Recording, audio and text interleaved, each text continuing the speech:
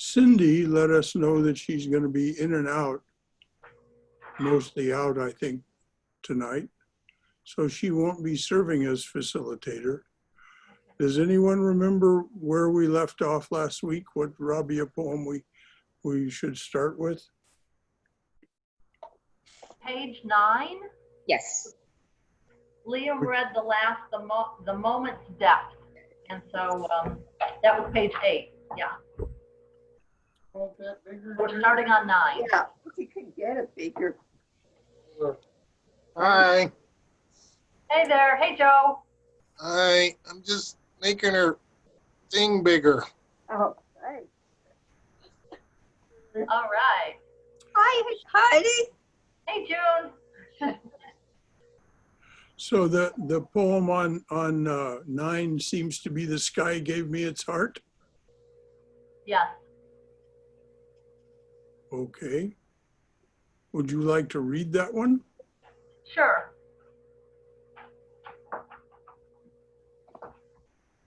Okay. Page 9. The sky gave me its heart. Can you guys hear me okay? Yes, at least I can.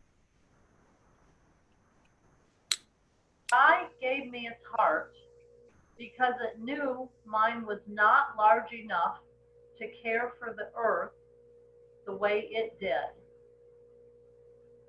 Why is it we think of God so much? Why is there so much talk about love? When an animal is wounded, no one has to tell it, you need to heal.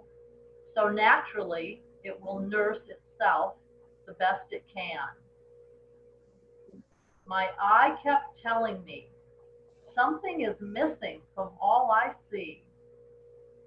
So it went in search of the cure. The cure for me was his beauty, the remedy for me was to love.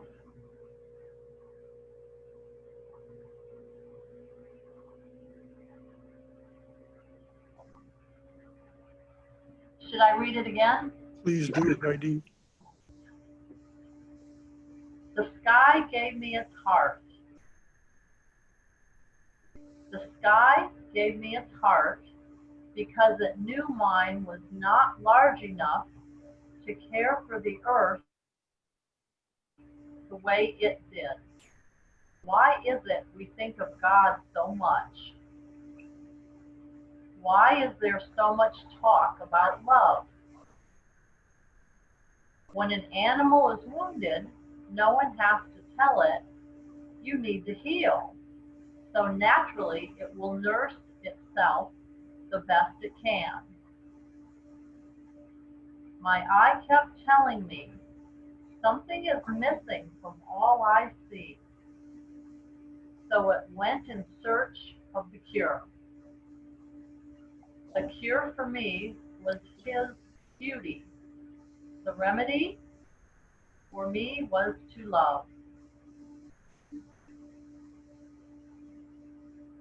That's beautiful, isn't it?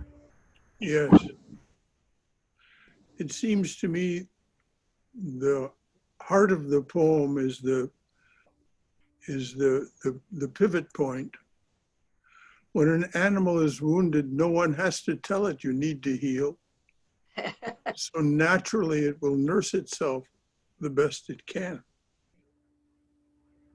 So then Rabia talks about how she needed to heal. She was wounded. My eye kept telling me something is missing from all I see. So it went in search of the cure.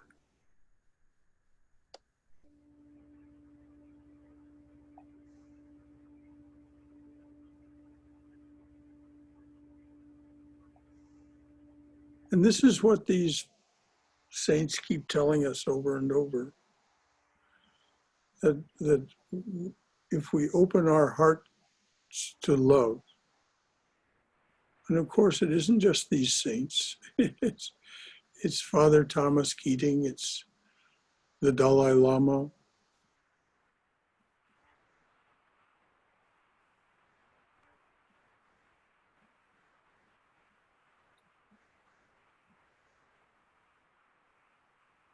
So we have to find our way from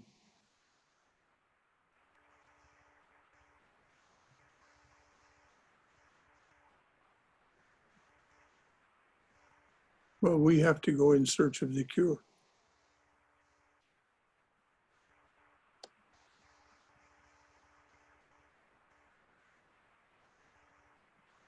You know, one thing I just want to add about that jumped out to me about the search for the cure, and it made me think of I think it was maybe yesterday when there was the discussion about the left brain versus right brain. Yes. The line of when an animal is wounded, no one has to tell it you need to heal. And for me, it just makes me, think of that conversation because, although I am beginning to become more disinclined from this inclination, but, I've long had this inclination that, whenever I'm struggling with something or I'm hurt, that I need to kind of like figure it out and kind of have some sort of intellectual answer for it, where what is being suggested, or at least what I'm interpreting here, is that that might not be the case. That's certainly what these saints all seem to tell us. Liam, you're absolutely right. It's not a thing of the intellect. It's not a thing of the left mind.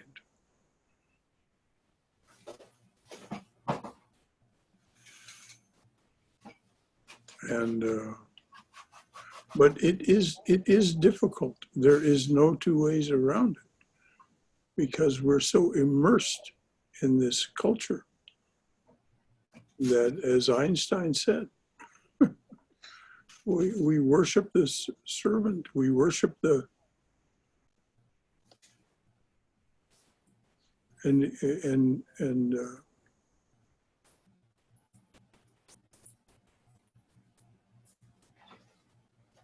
so it's I applaud your increasing disinclination, Liam. I share it. I share it.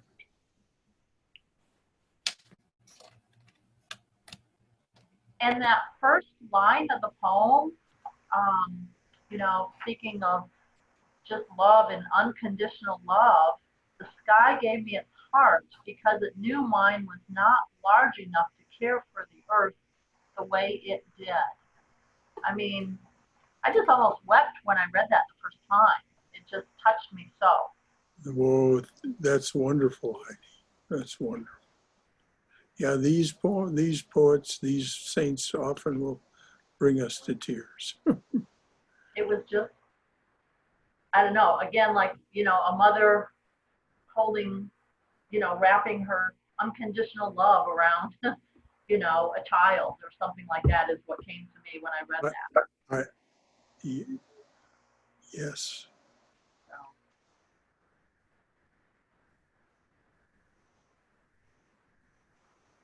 Anybody else have any thoughts about this poem?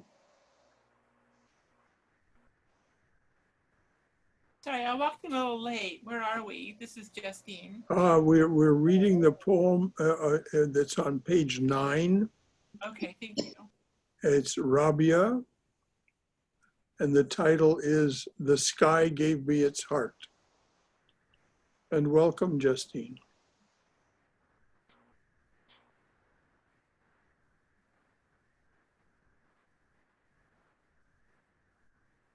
Anyone else have anything?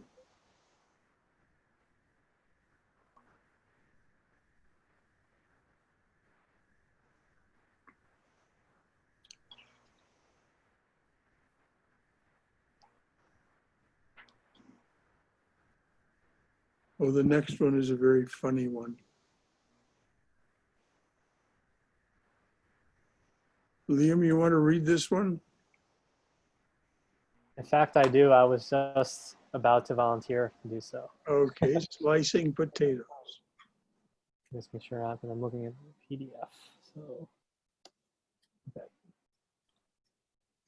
Slicing potatoes. It helps. Putting my hand on a pot, on a broom, in a wash pail. I tried painting, but it was easier to fly slicing potatoes.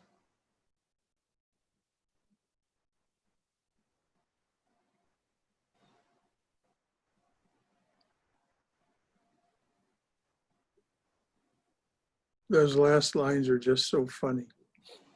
I tried painting, but it was easier to fly slicing potatoes. Yeah. That's great. We did read this one before. Yes, we did. It was when we, but it was before we took up the book front to back. Yep. It's just one that was. And that's one I chose, and it was funny. Yes. And I've been taking notes all along here, and I just looked back at some notes, what you had said, Shankara, on that poem about these things. And you referred to like flight and wings and stuff like that. Mm-hmm. But what I wrote down here, and I'm forgetting what you said about that, but you said the creativity comes from the divine, and that equals happiness, which is all around us. Well, when I say that creativity comes from the divine, the creativity is just if we just look around us at our immediate environment, let alone the town we live in, the state we live in, the country we live in, the world we live in, the universe we live in. It is just creative. It is constantly changing and being creative. It is as natural as it can be. So it comes flowing through us, the less impediment we have. But I just think it's funny that Rabia says, I tried painting, but it was easier to fly. What do you suppose she means by fly? Somebody that feels like they want to comment about that. What does she mean by fly?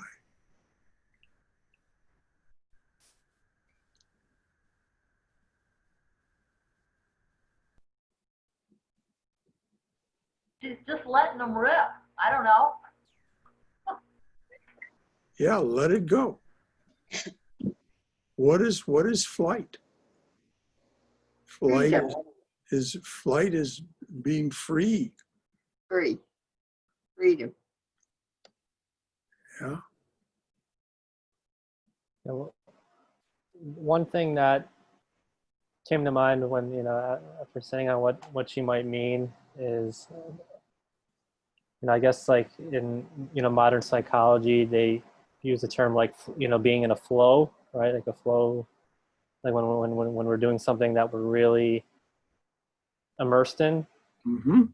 And that came to mind as something that she might possibly be describing here. I think you're right. And it's also, it is one of the primary principles of Tao, of the Tao way of approaching, to get into the flow and not yeah, I think you're absolutely right, Liam, that she means. But, over and over, these saints talk about wings and birds and flight, and because it's so emblematic of freedom.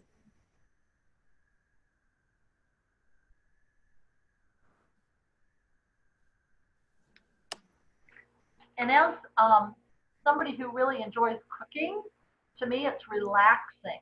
Yes. And I only wish I could paint, And I know that's relaxing to a lot of people. They get immersed in it and just get lost in it. And, you know, I had a friend the other day, I was trying to reach her and her phone was upstairs and she was down in her studio painting. And, you know, hours went by and she just got lost in what she was doing. So I kind of can do that when I'm in the kitchen. So maybe that's what she Well, meant. that relaxation Mhm. is, in a way of speaking, Heidi, it's the beginning of something. When we relax, then we can get further into our authentic self. Okay. Isn't it so? Yeah, I agree. Mhm.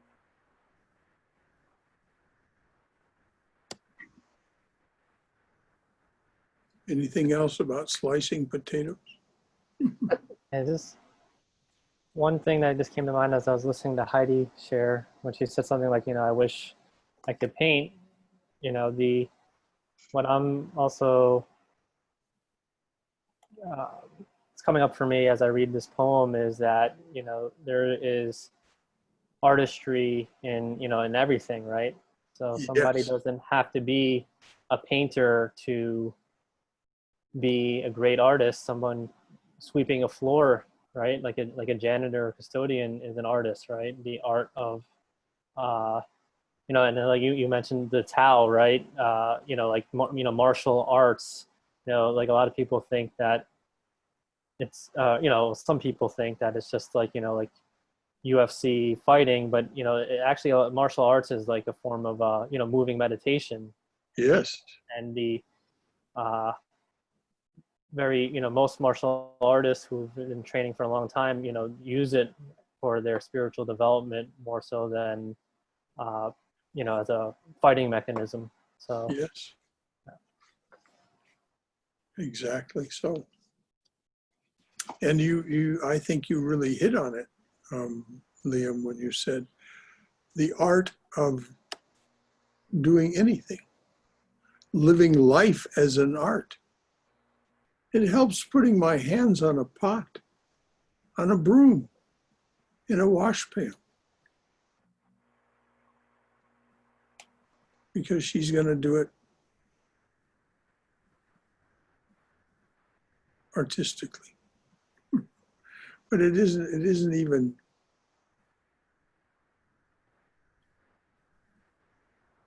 it's just the dignity of doing all things and doing them well. Doing them well.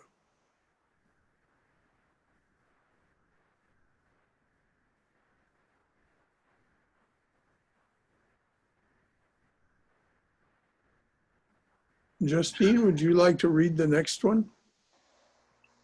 Sure. May I offer a slightly cranky counterpoint to the whole everybody's an artist issue?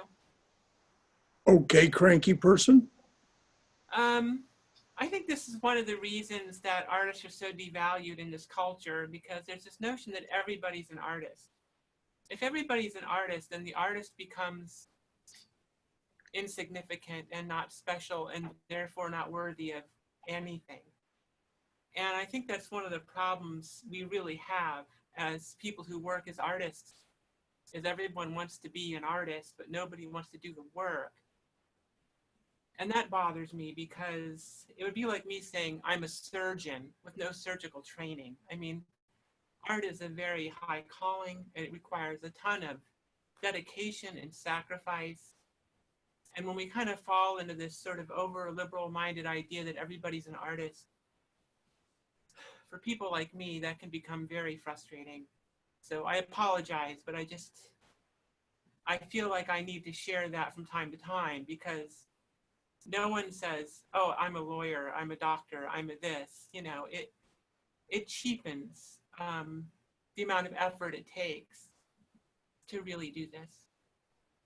There's a difference, a very big difference, Justine, in being an artist, as you say, which is equivalent to being a surgeon or a lawyer or any other of these, so to speak,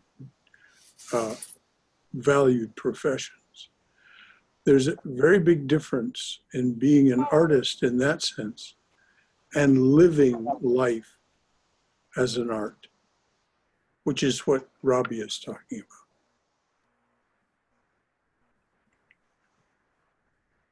And it doesn't mean that everyone's an artist in the sense that you are an artist.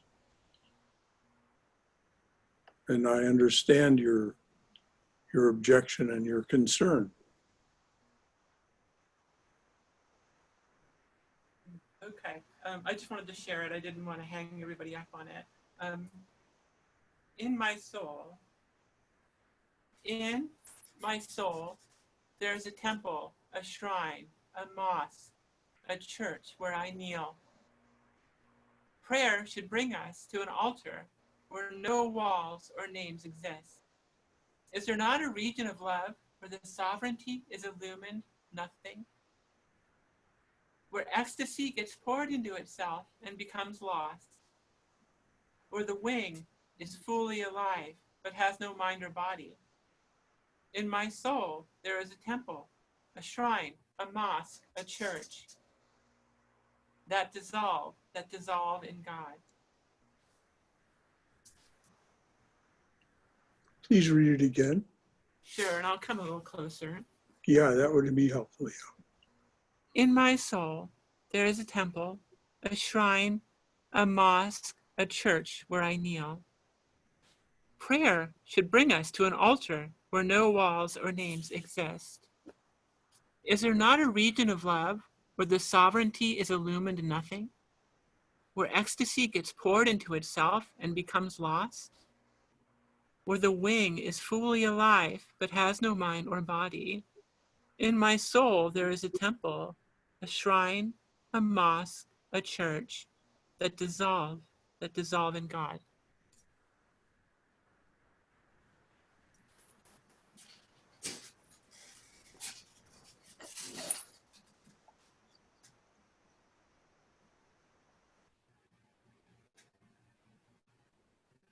Are we there?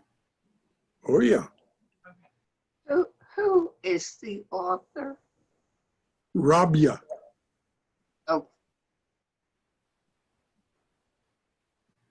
Rabia. We're starting at the beginning of the book and just reading straight through, June. okay. And this is on page 11, I think. Yeah.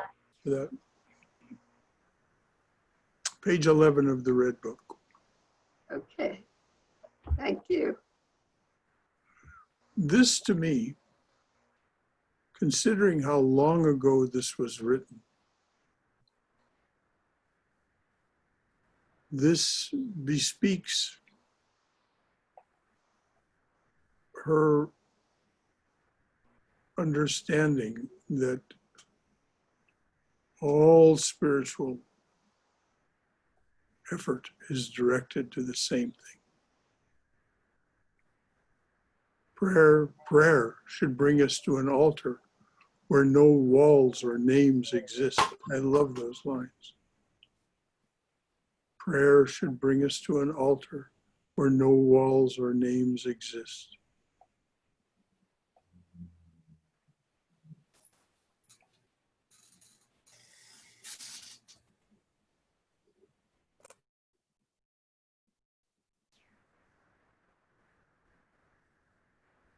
Anybody else got anything to contribute?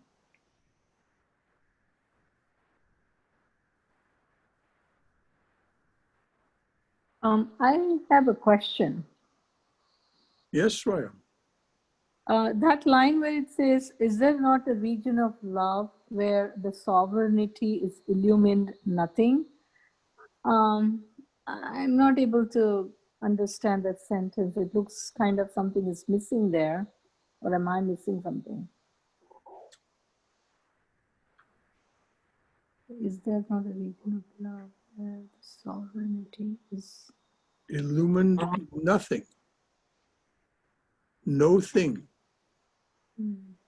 Okay. no object, only subject. Mm.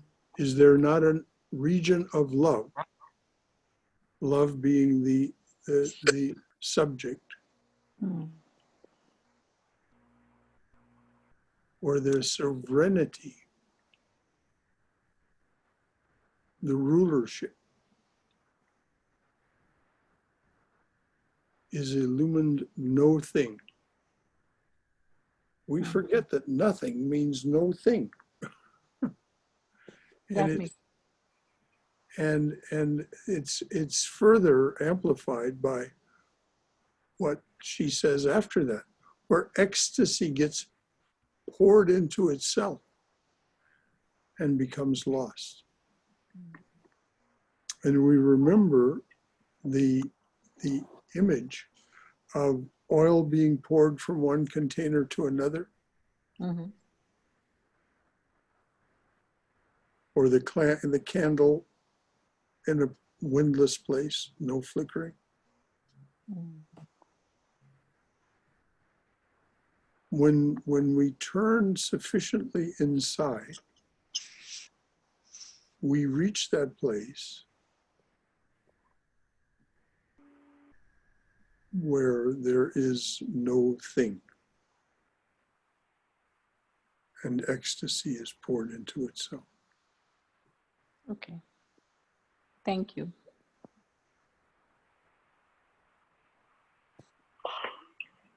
Or the wing is fully alive, that is, that which gives us flight. Or the wing is fully alive but has no mind or body.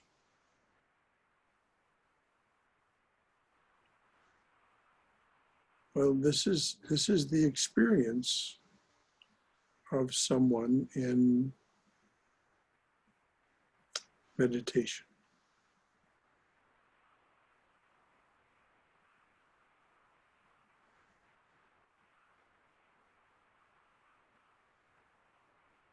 That dissolve in God. So this is a very profound expression of what happens to someone in the Hindu term for it is samadhi. The English word for it is ecstasy. This, I should say, the Sanskrit word, not the Hindu word. The Sanskrit word is samadhi. And it's here where ecstasy gets poured into itself.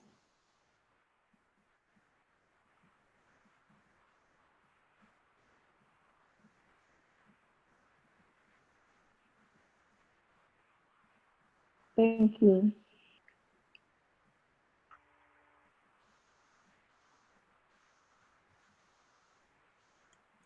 It's the light that allows us to see,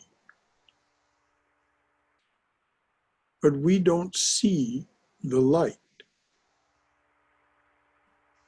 The light is illumined no thing. That's what I think she means.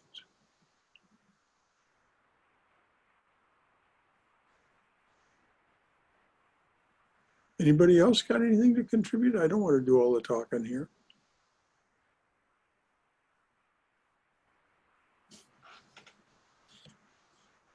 I think when it comes to ecstasy, since joy, bliss, ecstasy is sort of the drone string of God, and it's all the same ecstasy wherever it comes from, but I find that ecstasy derived from material satisfaction, it tends to be more ephemeral. It's like a whiff on a breeze and it's gone.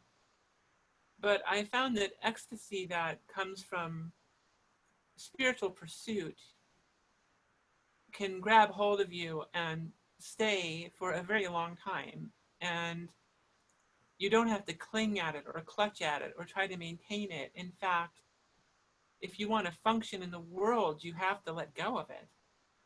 in order to go back to doing your daily business. So Yes, exactly. even though it's all ecstasy, they have two very different durations and different levels of intensity. Yes, the bliss or happiness that comes from satisfying a material desire, a desire of a thing, a desire involved with a thing, is, as you say, it's like a whiff on a breeze. That was a beautiful image. It's like you catch a lovely scent on a breeze, but it's here and it's gone.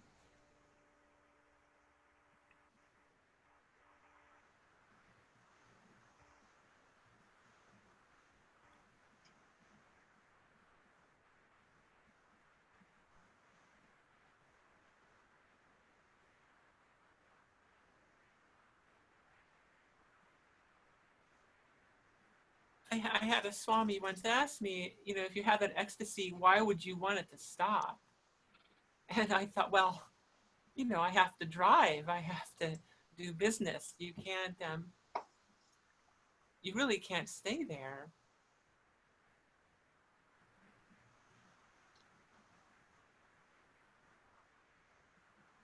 Well, I think his question went beyond.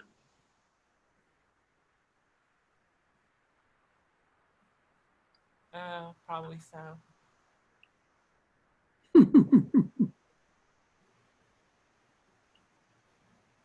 Well, your answer was, because I want to return to the world of material things, or I need to return to the world of material things.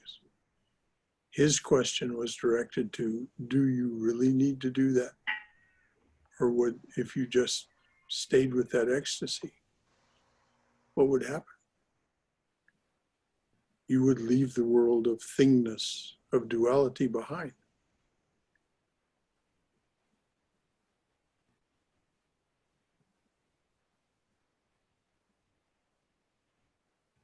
I'm thinking that for the things of the world, pleasure is more of a suitable word than ecstasy.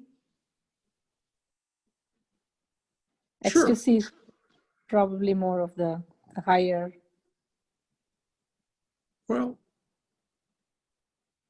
I've seen people get pretty ecstatic about the things of the world. I have. Mm, Chocolates at Trader Joe's. mm. Say it again, just yeah, The just. chocolates at Trader Joe's. Ah, yes. They're ecstatically good. There's no two ways about it. I got to try them. So anything else about this poem? Obviously it was provocative. One thing I guess this came to mind about, some of this discussion about the things in the world, and I guess like this seeming duality is, I think there is no harm in enjoying the things in the world. For me, the harm comes when I feel like I can't have enjoyment without the things of the world. It's like yeah, it's great to have the chocolates from Trader Joe's, but like if I start feeling like depressed because I can't have the chocolates from Trader Joe's, that's kind of where the issue arises for me, more so than enjoying a chocolate from Trader Joe's. Precisely, Leo. We must be able to enjoy the things of the world. If not, we're distorted. We must be able to enjoy the things of the world. But if, as you say, if we get upset when some particular thing of the world is denied to us, then we have a problem. Mhm. Swami Vivekananda, one of the great teachers of the tradition I come from, loved chocolate ice cream. He really you know, he would turn on a dime when somebody said, "Oh, Swami, there's chocolate ice cream." But you can bet, you can just bet that if chocolate ice cream had entirely disappeared from the universe, Vivekananda might have given it a passing thought and then never thought about it again.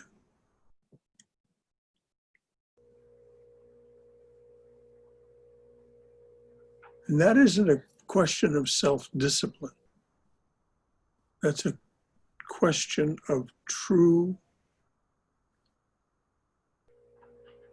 discrimination between the real and the unreal.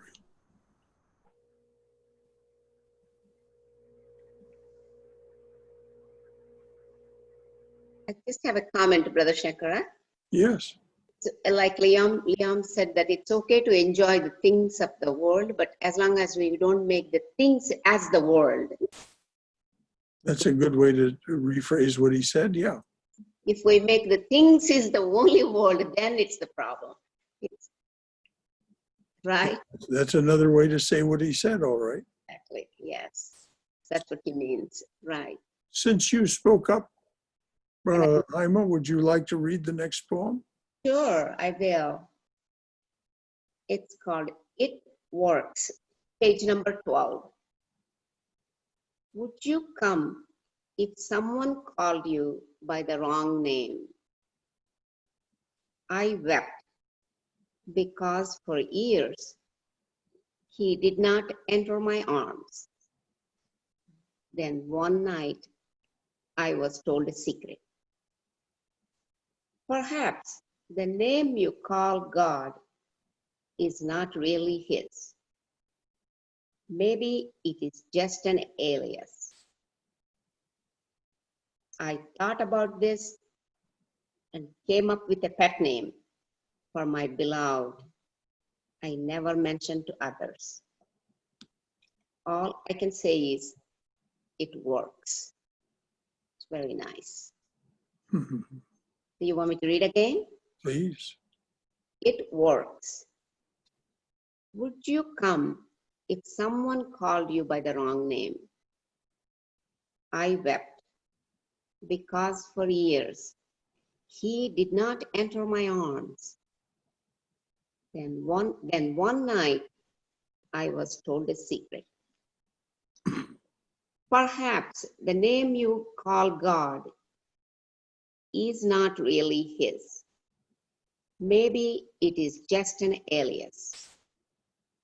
I thought about this and came up with a pet name for my beloved I never mentioned to others. All I can say is it works. Beautiful. Very nice.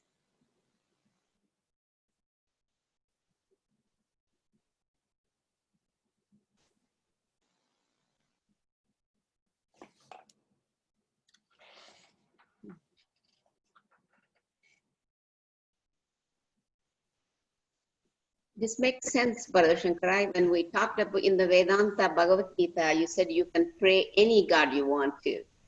That reminds me, like, you know, I thought about this and came up with a pet name I never mentioned to others. We don't have to tell anybody which God we pray, right? No, we Yeah. actually, it's better if we don't. If we don't, exactly. That's what I believe too. So that just it reminds me of that in the Bhagavad Gita when you talk to us. And it does really work. Yes, it works. Well, there's a real key here, it seems. I came up with a pet name for my beloved. Where did that pet name come from? It came from her experience. That's right. Personal experience, spiritual experience.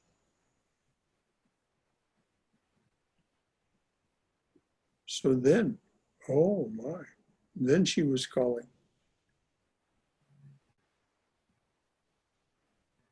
it's like Chaitanya says in his prayer, various are thy names, O Lord. In each and every name thy power resides. No times are set, no rites are needful.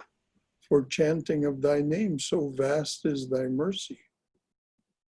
How huge then is my wretchedness, who find in this empty life and heart no devotion to thy name. And that's what she's talking about when she says, I wept because for years he did not enter my arms.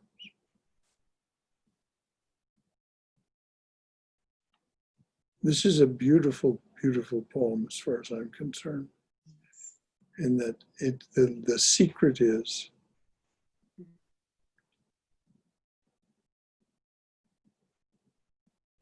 you call God by the name that you want to call God, a pet name.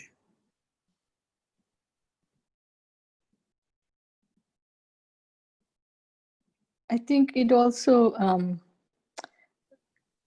reveals a closer relationship, like a special, because a lot of times we give children pet names, or we all have pet names in the families that is not known to the outside world where a formal name is used, but the pet name is more close. Yes. So using a pet name brings you closer to, like, That's how it, to come up with the pet name, you have to think about who is the beloved to me.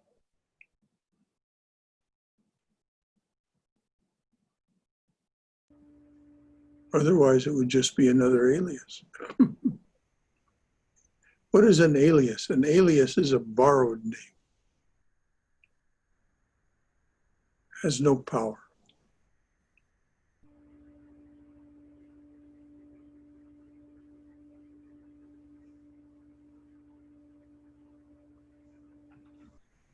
And then the way she ends the poem is so beautiful. All I can say is it works.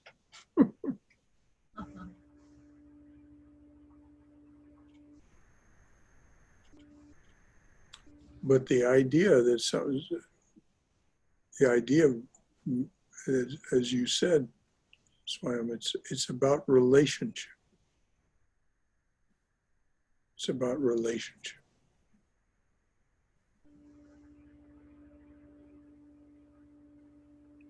When she was out of relationship, I wept for years because he did not enter my arms.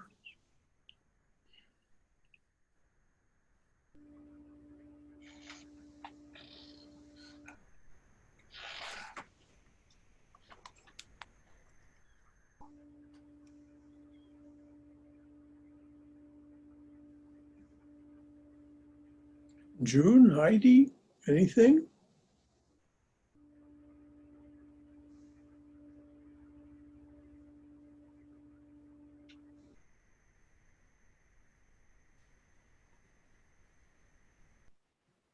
Well, you've kind of answered my questions where the pet name came from, you know.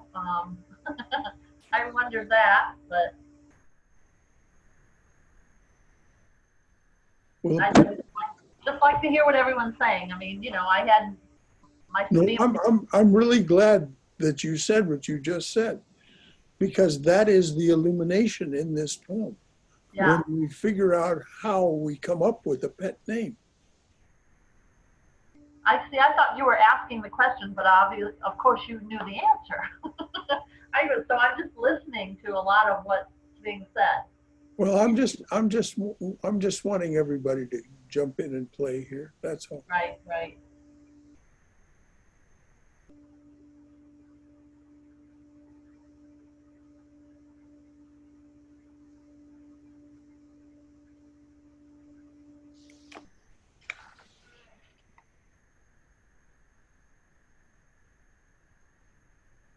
Perhaps the name you call God is not really his. Maybe it's just an alias. I thought about this and came up with a pet name for my beloved that I never mentioned to others. All I can say is, it works. I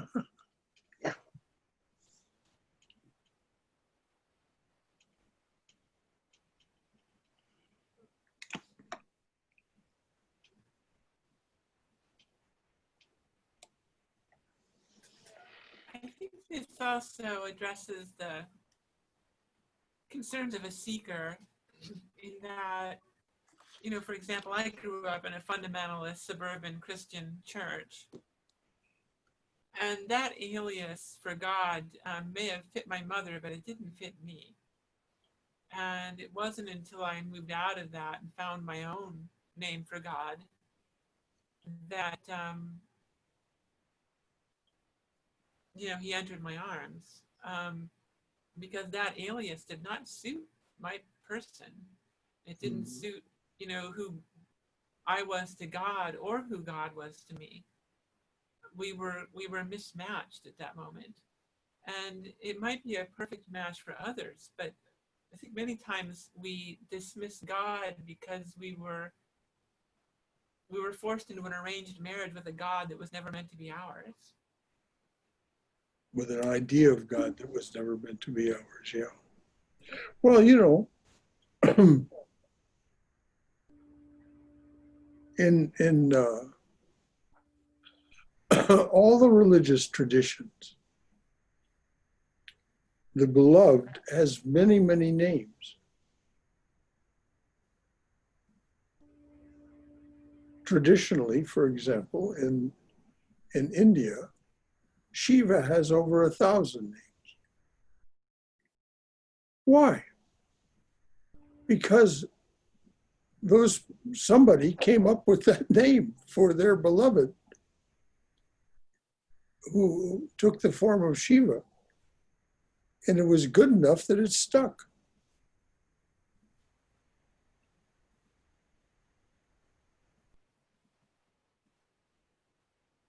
My son, who was brought up in this tradition, has one of the names of Shiva. It's Bimal. Bimal means the pure. So somebody at some point, I mean, somebody did that at some point. Said Bimal, that Shiva is the pure one. So it came up with the pure, Bimal.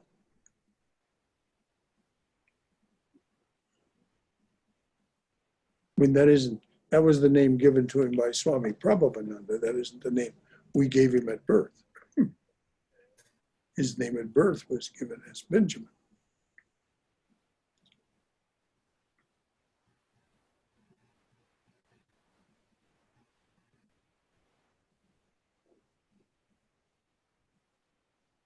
But if you look through the Psalms, for example, you'll find so many pet names for God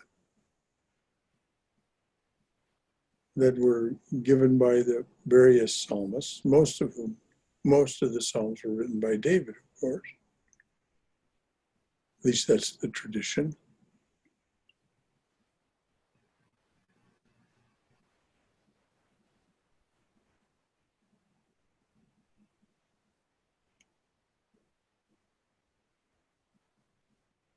Anybody got anything else before we move on to the next poem? We've still got a little time.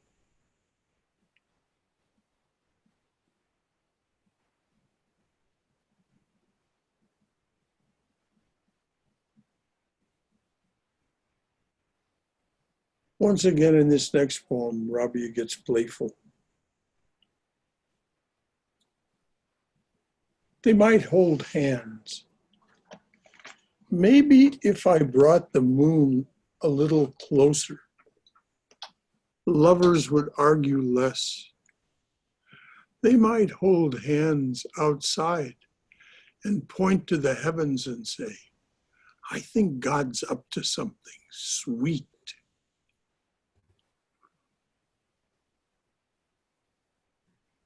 They might hold hands. Maybe if I brought the moon a little closer, lovers would argue less. They might hold hands outside and point to the heavens and say, I think God is up to something sweet.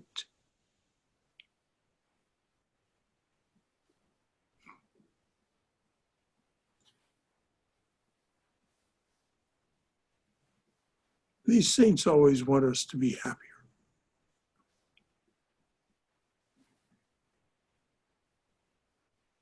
They'd like lovers to argue less.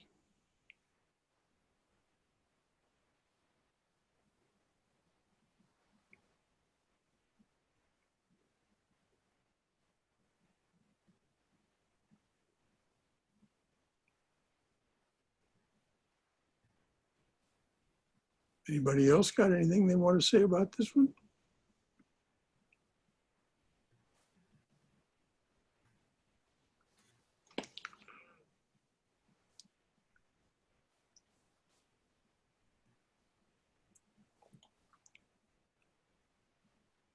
Hello, McKaylee.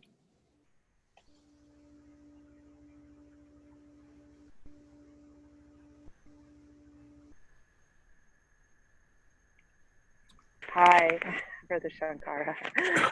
Good to see your name on the screen. Nice to see you. Nice to be here too. It's beautiful. Good.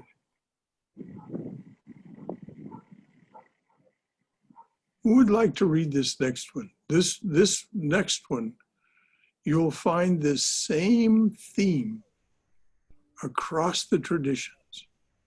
You'll find this same thing about the forest. Something wonderful about the forest.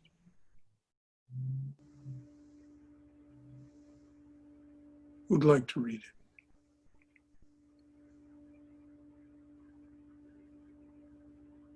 Liam, could I ask you to read it?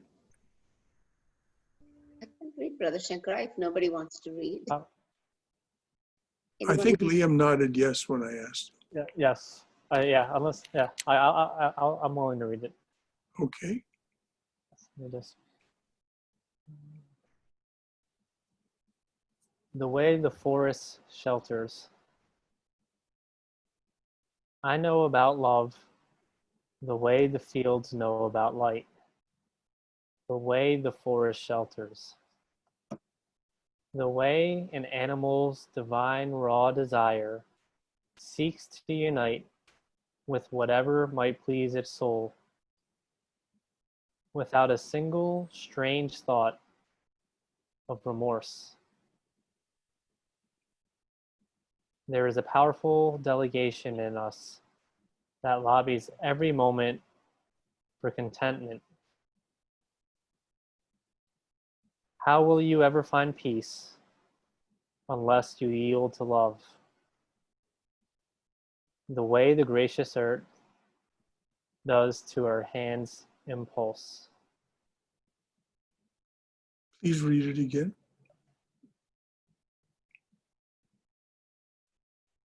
The way the forest shelters.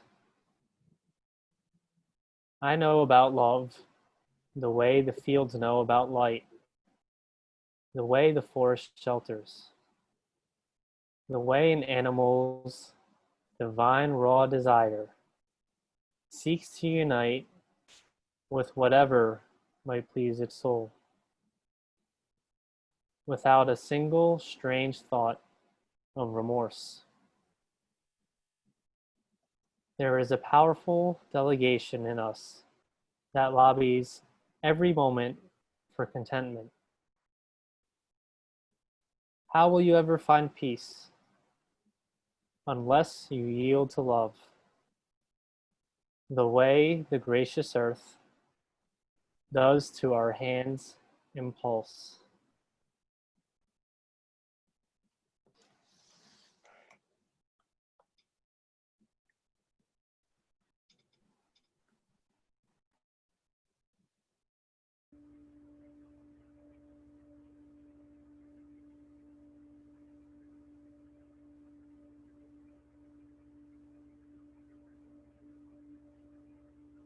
I just wondered.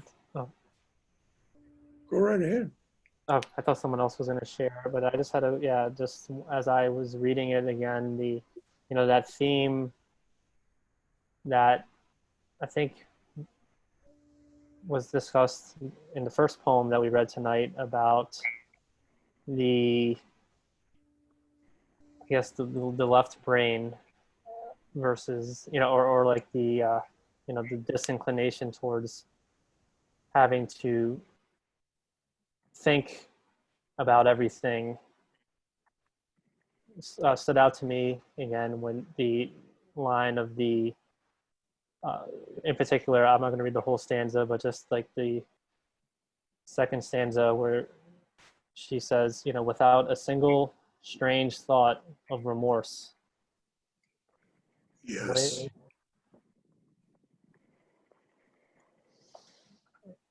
And yeah, or actually the whole thing really does reinforce it with like the divine raw desire seeking to unite with whatever might please his soul without a single strange thought of remorse.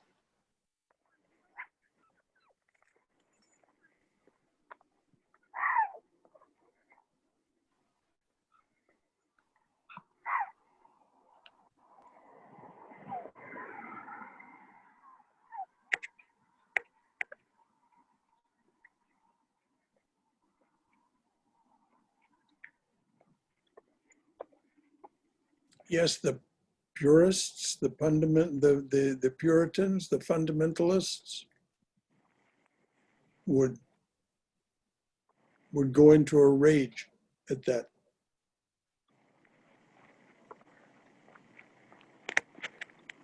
stanza.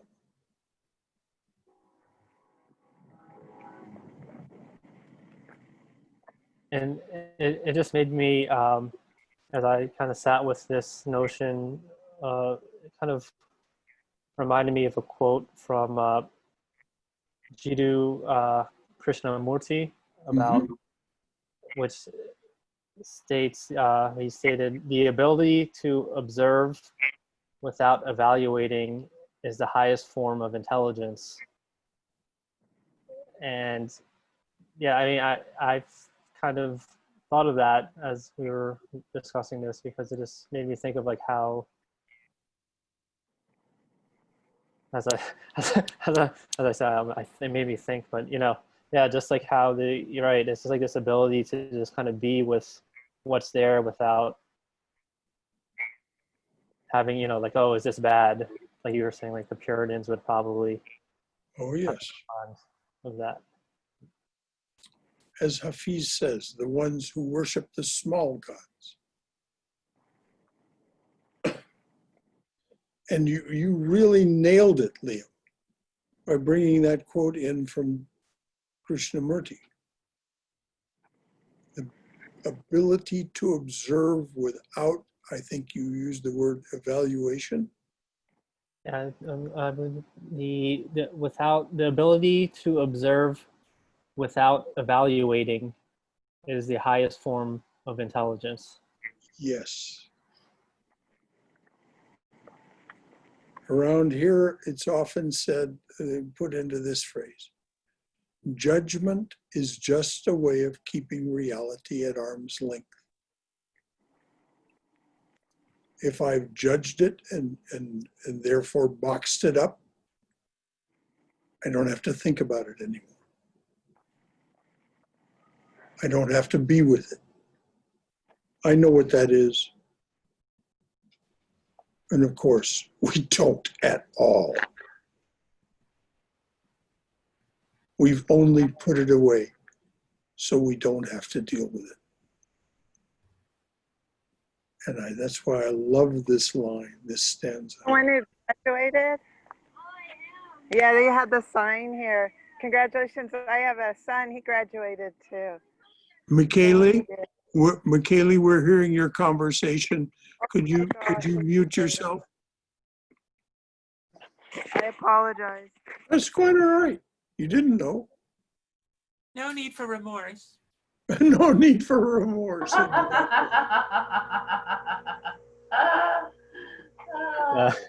Any strange thoughts of remorse? Not one strange thought of remorse. I was raised in an environment where remorse was highly valued. Oh, And yes. Oh, yes. it becomes so ingrained that I would say that the vast majority of my suffering is based upon having grown up in an environment where remorse was highly regarded. Yes. If you weren't remorseful, you were probably being sinful.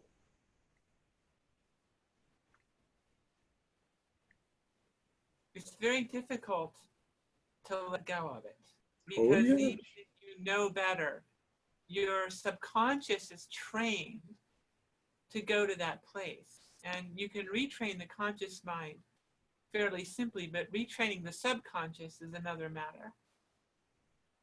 That's why she ends the poem this way. Well, first she says, there is a powerful delegation in us that lobbies every moment for contentment. That is the heart. That is the right mind. And then she ends the poem by saying, how will you ever find peace? And yes, unless, how will you ever find peace? Unless you yield to love the way the gracious earth does to our hands' impulse. And that is directly related to, I know about love the way the fields know about light. And if one, at least 6 of the saints whose poems appear in this book have this exact same metaphor, light falling upon the fields and the spontaneity of what happens as a result. And then the way the forest shelters. And then she goes to this part that will make our left brain go, oh no, oh no, oh no. The way an animal's divine raw desire seeks to unite with whatever might please its soul without a single strange thought of remorse. Now, does that mean that you're being encouraged to do a bad thing? No! You're encouraged to be as spontaneous as that. And then she says, who do you listen to? Who do you listen to straighten it all out? There's a powerful delegation in us that lobbies every moment for contentment. How will you ever find peace unless you yield to love? And then returning to that homely image with which she starts, the way the gracious earth does to our hands' impulse.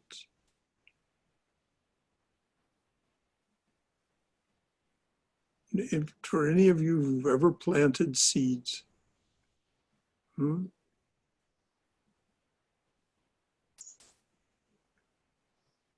particularly if you've done it with just your hands, it's a beautiful feeling.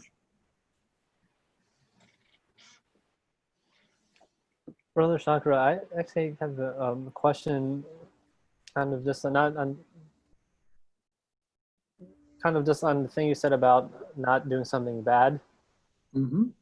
So I think it was in Swami Vivekananda's Karma Yoga discussion or lecture, where he said something along the lines of, we cannot do any work which has not some part of good somewhere. Mm-hmm.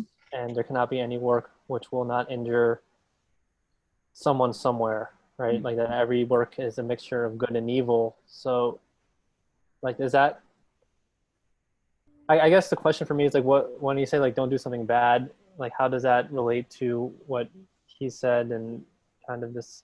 No, I meant something we think is bad. Got it. Something we're taught is bad. Got it. But you're absolutely right. Vivekananda did say that in the realm of duality, which necessarily we are participating in fully,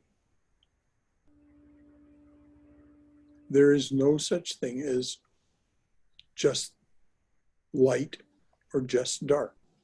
That's why that yin-yang symbol has, the light part has a little dot of black in it, and the black side has a little dot of light in it. It is such a beautiful symbol of duality. So yes, no, I just meant, the Puritans, the purists, those who worship the small gods, would see this as an encouragement to license, not freedom, but license, licentiousness.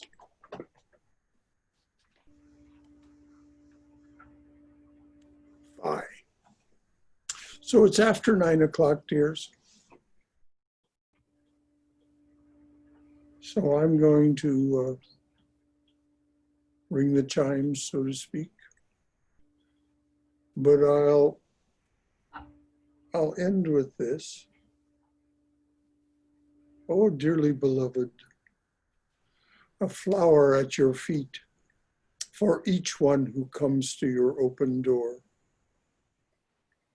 A flower at your feet for each one who stands by your open door and says, come to me, offering to break this world's chain that binds us down to ignorance, suffering, and death. A flower at your feet for each one who takes the path that you have struck through this, your jungle world. Om, Amen. Om Shanti Shanti Shanti. Peace, peace. Peace be unto us and to all beings everywhere. So until the next time we meet, the next opportunity would be tomorrow night when we study the life of Sri Sharda Devi, the Holy Mother. Then on Wednesday night, we study the Bhagavad Gita. Same time, 8 to 9. Thank you very much. Thank you, Brother. Thank you all. Yes. Thank you, Brother Shankar. Thank you, everyone, for being here tonight. Yes, Yes, and good night. go your way in the Divine Mother's loving and protective embrace. Good night, all. Good night, everyone. Good Bye. night. Thank you. Good night, June. So nice to have you back safely. Yeah, I'm sorry. So sleepy tonight. Well, you just got back from a trip, right? Well, last week, but I haven't been sleeping too well. And Oh, I'm so sorry, dear. I'm just feeling the deprivation. Well, loving thoughts and prayers for you, dear. Thank you. May you get better sleep and restful sleep. Thank you, Shankar. Good night, dear. Good night. Go your way in Mother's loving and protective embrace. Thank you.